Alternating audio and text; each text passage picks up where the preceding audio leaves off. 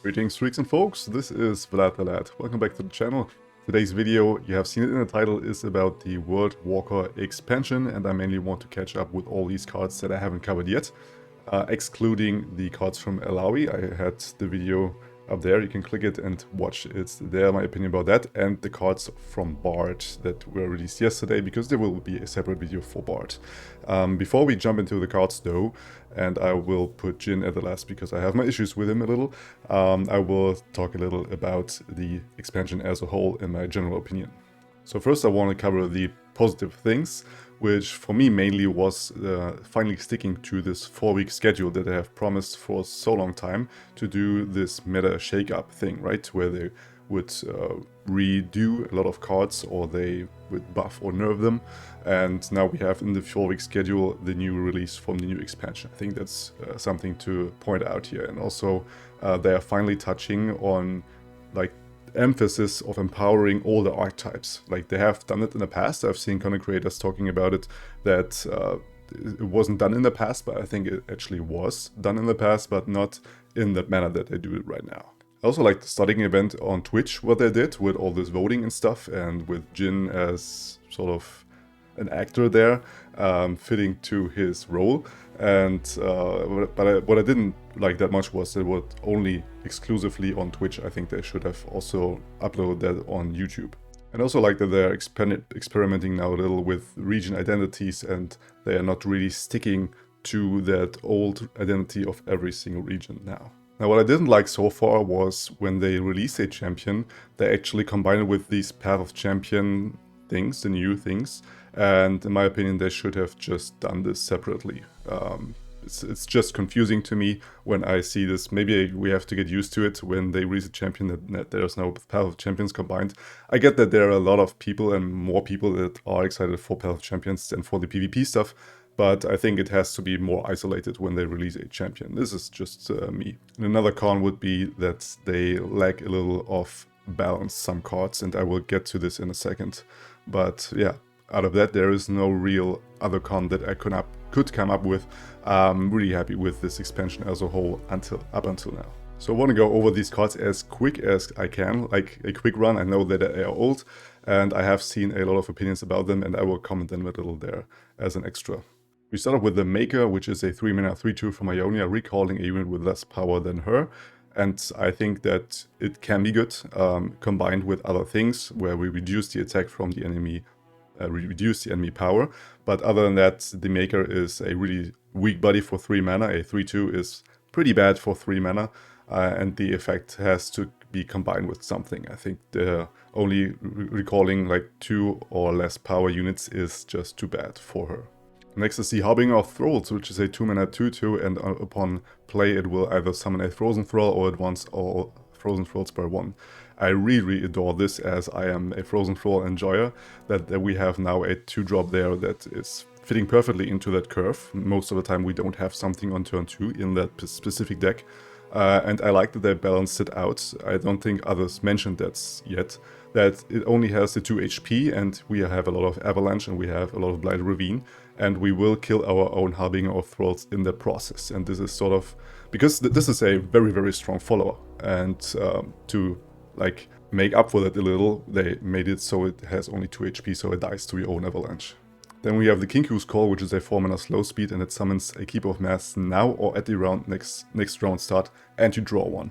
I think this is a very powerful card in a lot of decks, especially with the Z and stuff, where we have a very wide spread out board and a aggro plan for Ionia, and it even cycles itself, so it has everything aggro needs, and for that I don't like it that much, but it will be very strong for sure, as it is also summoning a unit, and you do this for spell mana, and you do it at the round start, and you can open attack right away. This is just has everything you need for aggro. Then we have the Protective Broodfather, a 8-mana 7/7 dragon with fury, and upon attack it draws a unit. If it's a dragon you attack, you summon this attacking as well. And I really freaked out as I saw this card first, and I really adore this art, and that now the Broodmother has a Broodfather as well. You don't really want to combine those two though. I think most of the time you want to pull out a Revna, for example. If you have leveled her already, it should work that she will attack and then give you that spell already if you pull her from the deck and she died in the process maybe. This is one of the strongest combos in my opinion. People argue it's very good with Asol, but I think Asol is quite a bit too slow for the game, or it became too slow rather, and in specific Demacia Targan decks you need speed over value basically, and you don't really run out of value with this. I really like this together with Jarvan as well, and you can combine this with Cataclysm and attack only with the Broodfather and proc his attack effect multiple times, which is just nuts. Then we have the Stagehand, which is a 2-mana 4/4 with Ephemeral, and upon play you stun an enemy. Now people stated that you can combine this with this Death Mark, where you put the Ephemeral from that and put it on another unit, and I was like, why that? Like, why would you do that specifically there? We have this 1-drop, which is a 4/3, and you can do this there as well, and nobody does that. It doesn't work. Wait, it does work, but it's bad after all. You have to spend 5 mana for that combo, and most of the time it's still bad. Like, you have a 4/4 then, okay, but like I said, you can also do this with other ephemeral units that are way stronger than the Stagehand, so I don't really see this combo. I see this more as a very good defensive tool, as you develop a blocker for 2 mana and you also stun another attacker, so you get rid of 2 attackers, and the enemy, even if he's very wide, he will then have problems coming through your line if he develops a unit. So for me, this is only a control tool or a stun deck where you have maybe Yasuo and stuff, maybe there it's something, but out of that I don't think the Stagehand is an ephemeral archetype unit specifically. Then we have the Winding Light, which is a 7-mana 6/5 with Overwhelm, and upon Nightfall it gives all other allies +2/+1 and Overwhelm this round, which is insane value for a 7-drop in my opinion. You have to know though that you have to activate Nightfall. People stated that this is also a card for other decks out of Nightfall.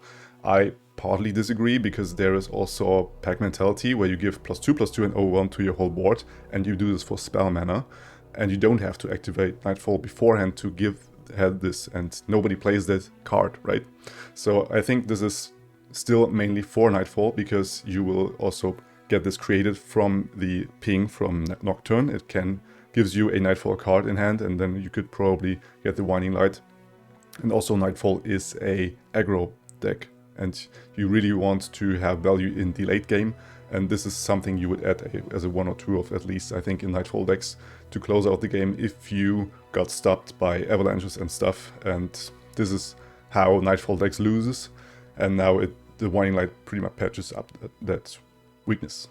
And we have the Chamber of Renewal, which is a 3-mana landmark, and when you summon a champion you destroy this landmark and give the champion +2/+1 and Spell Shield. I don't think this is a card that you would run everywhere. I think this is specifically for landmark decks where you want to level up your Tilia, for example, or your Ziggs. There you want this Chamber of Renewal, but only giving your champion +2/+1 and Spell Shield for 3 mana, and you even have to use unit mana for that, and you lose a whole turn, basically. Turn 3 is too much of a cost, in my opinion, to justify it out of landmark decks, basically. Then we have Revna the Lorekeeper, which is a 6-mana 2/2, and says when I'm summoned, grant units in your deck my stats, then draw a unit with 5+ power. Now, first of all, it's very expensive, very slow. We have a 6-minute drop here, and this will draw you a card, which is a very big plus. Like, cards that cycle itself are always pretty good, and you have to combine this with deck buffs or hand buffs, so most of the time you will use it there, and this archetype was weak in the past, and I think she will not make it much stronger. So will she be meta defining? Nope. Will I mess around with her? You can bet your ass. And we have the Captive Greyback, a 4-mana 2/3 with Overwhelm, and it says attack, deal 3 to my blocker. If it's dead or gone, deal 3 damage to the enemy nexus instead. I like the approach of this card, but I think for 3 HP this is just too weak. It should be a 2/4 in my opinion if you pay 4 mana for that. It's just way too easy to remove and to stop, and it's not like you get a 5/3 with Overwhelm, right? You don't get the reputation for it, basically. So you can't say it's just a 5 attack unit because you combine this 3 damage that it does plus the 2 damage. It's better in that regard if the enemy blocker has only 3 HP, but on turn 4 that's very unlikely that he has such a weak blocker. He most of the time will have stronger blockers that can just trade off pretty easily with the Captive Greyback. But nonetheless, it's an Oxus card. I will try to make it work. Then we have the Storm of Blades, a 5-mana slow speed spell, and for the rest of the game, when you Blade Dance, you summon another attacking Blade, and then you Blade Dance 1. So you Blade Dance 2 basically right away with this card for 5 mana. Slow speed is very bad, but after that you will put another blade on the board every time you Blade Dance. And I think this is specifically good for Irelia as a solo champion. I tried to make decks work with her alone in it, and it's very, very hard to do, especially after the nerfs that she got. Because Irelia is just so strong, and I really want to try her in another deck that's not Irelia, right? So I'm gonna try my best and make Storm of Blades you make work there. Will it make Irelia really good? I don't think so. It's way too slow for that.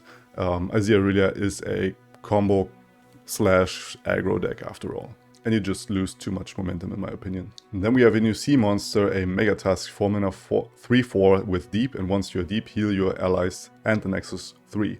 And I really like this as we don't really have good 4-drops in sea monsters. We have this 4/4, but it doesn't do anything, right? And when you are deep, you will heal up, which is very important in a deep deck as you need to survive up to that point, right? And most of the time you can get deep, but once you're deep you will die afterwards against aggro and stuff.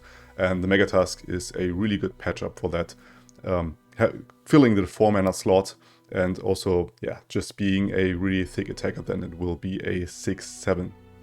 Then we have the Sputtering Songspinner, which is a 7 mana burst speed card, and you will get to choose between two cost cards, and it's 3 times. So in the end you have 3 cards that cost 2, and as I read this, they are not fleeting. You can keep them in hand and they will keep their 0 cost, so you can keep them for later down the line, which is really important to note.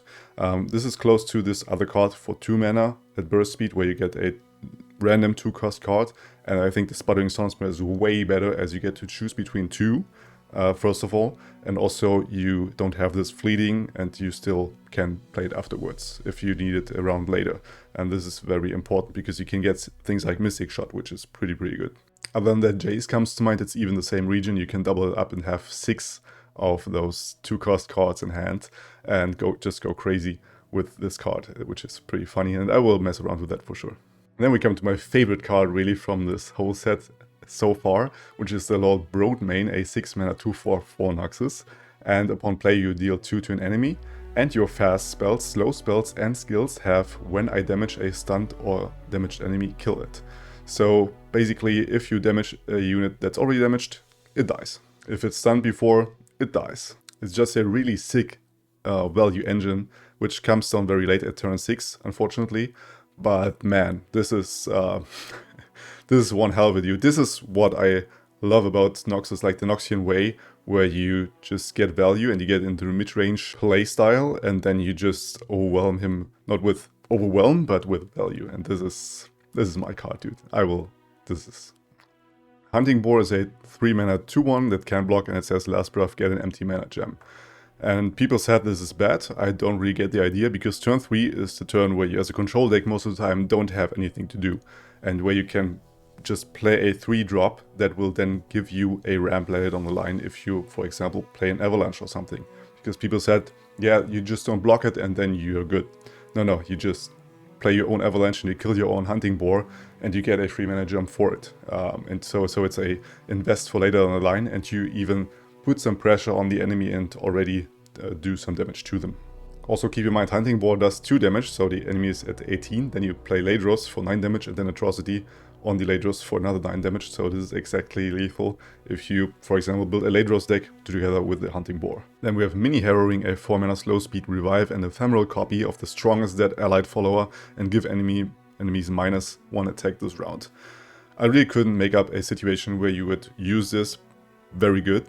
I think this is a bad card, and I may be proven wrong in the future, but I don't think this will have any impact on the game whatsoever. I will try this nonetheless and see what I can do with it. Then we have Blood on the Water, which is the lure card that they were looking for, because you rally. You deal 1 to anything for 5 mana slow speed, and it has lurk on itself. So I think now you can actually build a deck with only lurkers in it, and yeah, now you also rally. So you never miss lurk, you rally, profit, and you win the game. Not the most exciting card for me, but I'm happy for Lurk players. And then we have the Legion Deserter, which is a 5-mana 5/4 Overwhelm, and he gains all the everywhere buffs from everywhere, basically.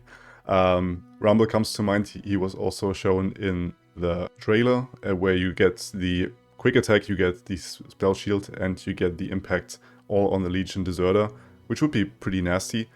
People also said Viego would be a good thing with these everywhere buffs for the shades that he's creating.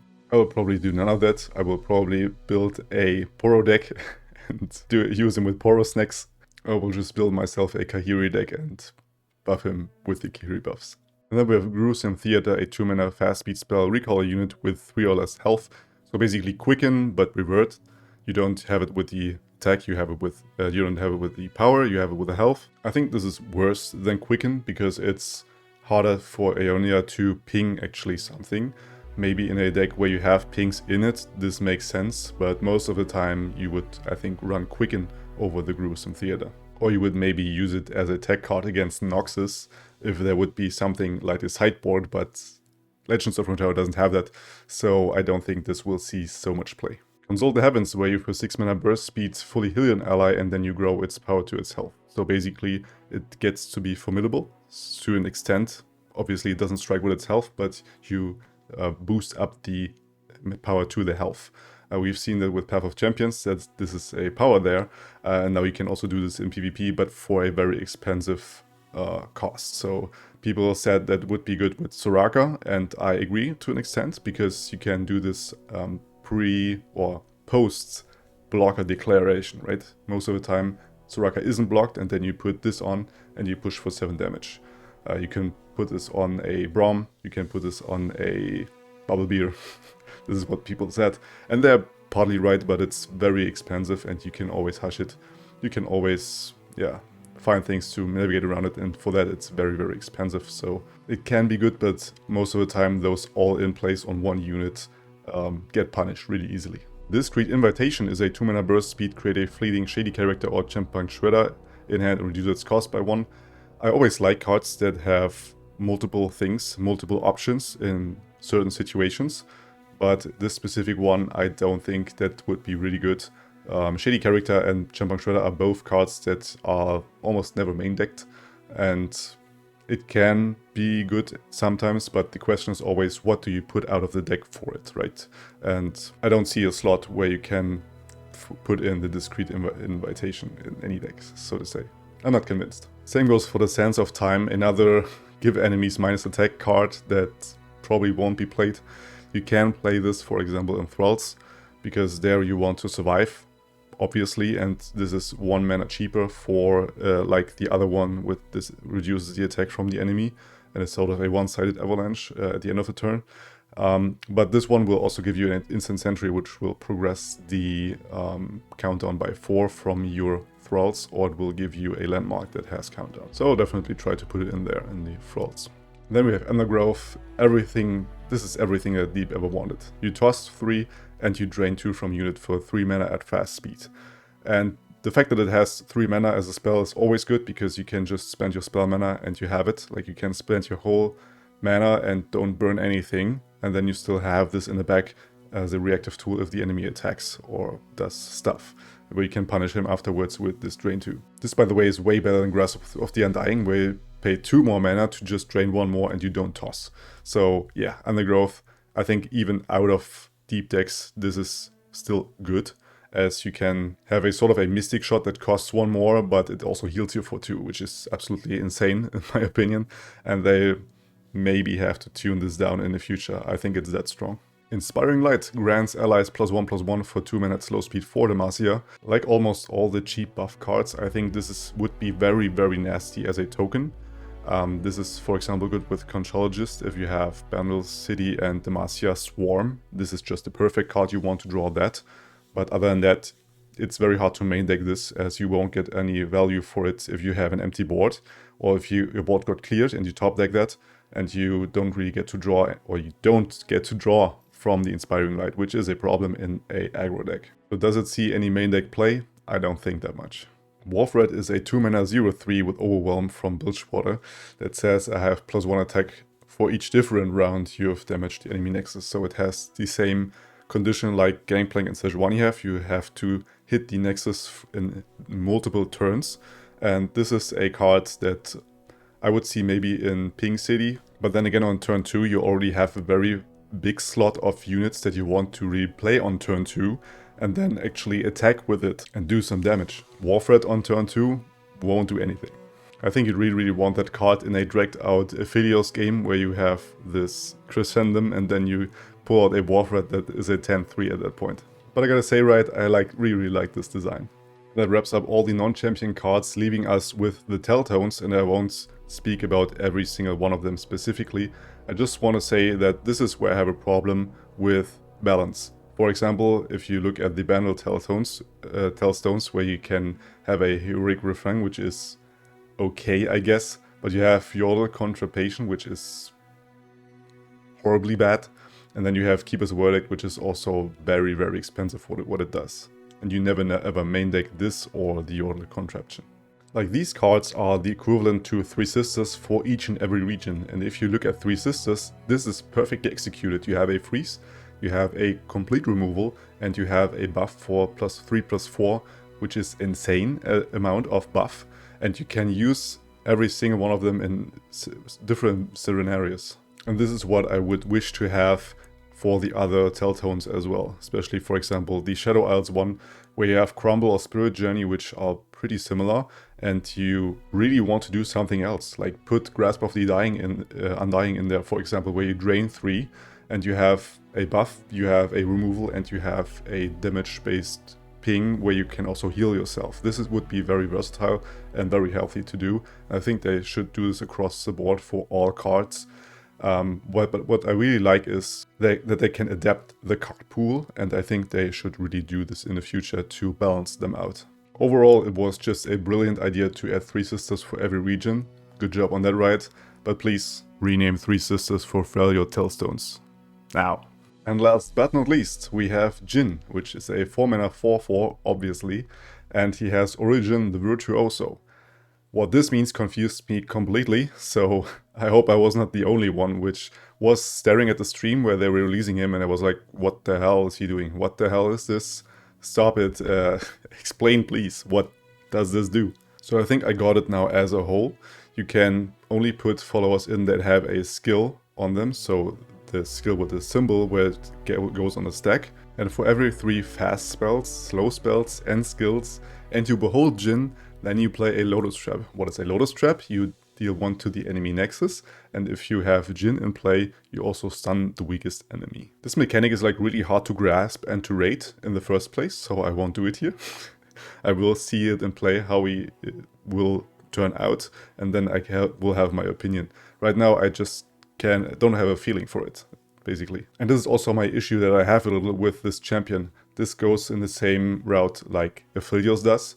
They are both very complicated to build and to play around, and also to face them. And I'm only thinking about all the people that now start with Legends of Runeterra and they want to have a good time, and then they look at Jhin, and then they look at Aphelios and they're like, what the actual hell is this? So what I'm trying to say here, please Riot, don't push this too far. Like, League of Legends is a game that has so many champions and so many complicated mechanics that you can't ever grasp this without playing it for like 3 months straight. And I kinda don't want a Legends of Runeterra to be something like that.